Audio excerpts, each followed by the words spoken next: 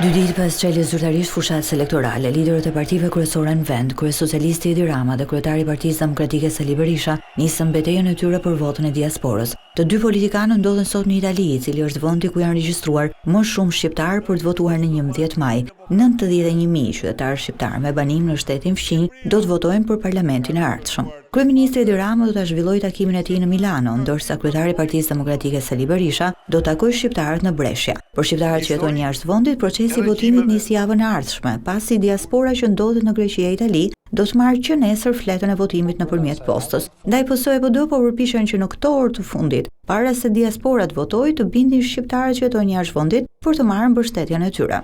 Fushata në diasporë për forcat politike shqiptare ka nisur faktikisht më herët, pasi gjatë fazës së regjistrimit e migrantëve, edhe Edi Rama edhe Sali Berisha kanë zhvilluar takime në 2 shtetet ku jetojnë më shumë shqiptarë, në Greqi e Itali.